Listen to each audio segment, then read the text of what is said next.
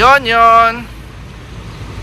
Good afternoon everyone and welcome back for another video. TRD Parts Facebook, TRD Parts YouTube channel. Viber natin 0917-888-1133. Sir, meron tayong 2025. Yes, first time tayong maka-encounter since ito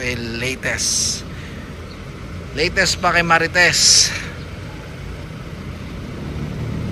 GR Sports, ito yung 2.8 na, yung 1GD engine, the most powerful engine ng Fortuner lineup sa segment niya. So konting walk around, parang nag-upgrade si sir ng ng tires. Yan, naka off-road yata si sir, all terrain. Then kapit na rin siya. Hindi ako sigurado sa spec ng 2025 since ito na yung last, I suppose, na ilalabas para sa Gen 2, kasi yung next na ilalabas yata nito is Gen 3 na konting walk around. So may isa pa akong napansin dito habang tinitignan natin itong Fortuner ni sir. Yung center panel niya, guys, carbon. I'm not sure kung real carbon or carbon design lang yung center panel niya. Yan, isa sa mga napansin ko. At syempre alam naman natin, basic pa rin naman yung mga GR spec, in and out. Yung pa lang, so far napansin ko, naka-carbon na yung center panel niya. So ang gagawin natin dito, papalit tayo at mag-upgrade si sir ng Lodi. Steering wheel papalit tayo, and shifter, and also yung kasama na to sa papalitan natin. So ano pa unang ginagawa? Baklas tayo syempre. So niready natin yung mga item. Ito yung ikakabit natin kay sir, ang ating kakaibang steering wheel. Yes, pogi.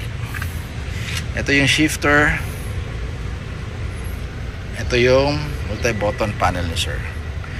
So mga tools na kailangan natin, syempre Phillips screw and flat, pang tanggal dun sa cover dun sa, para ma-access natin yung lock. Then range tayo, close, size 19.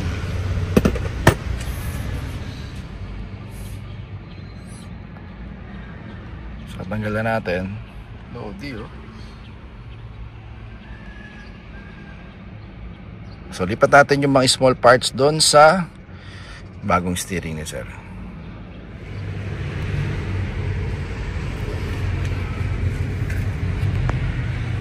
Stock GR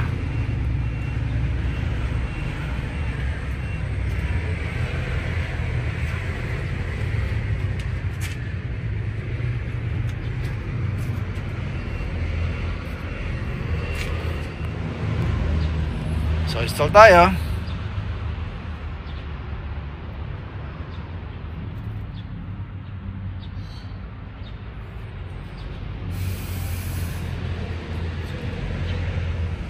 Yun install na.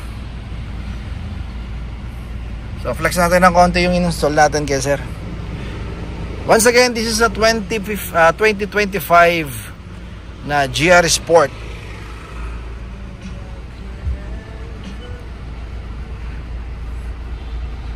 Carbon na talaga Hindi lang tayo, please comment down below guys.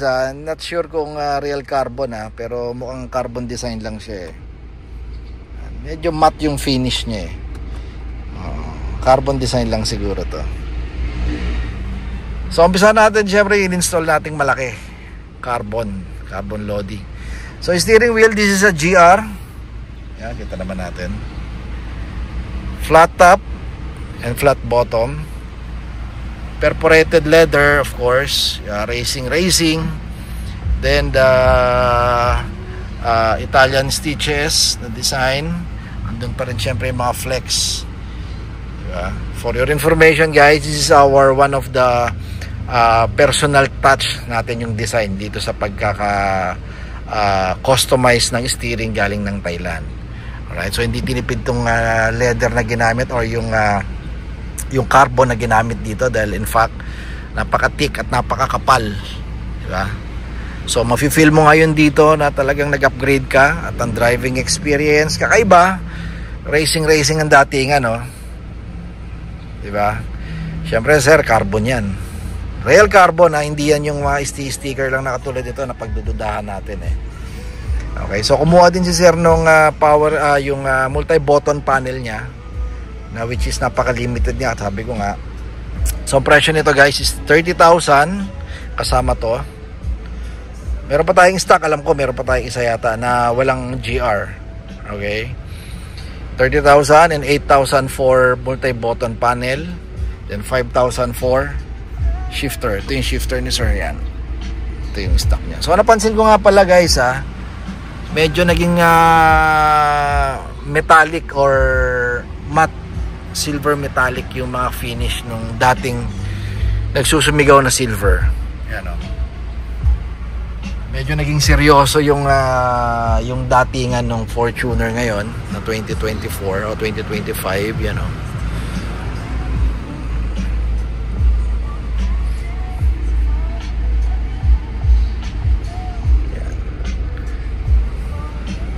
Tingnan natin from outside.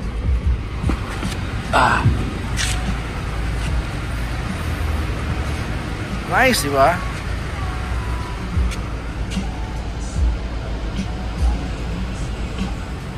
So guys, for comparison lang, kinuha natin yung stock ni sir na GR. And binibenta raw ni sir PM nyo lang ako guys sa mga interesado sa stock na 2025 na GR steering. Comparison tayo, diba? Ito, although ito naka-cover na, may steering wheel cover na siya, ito wala, pero mas makapal pa rin, diba?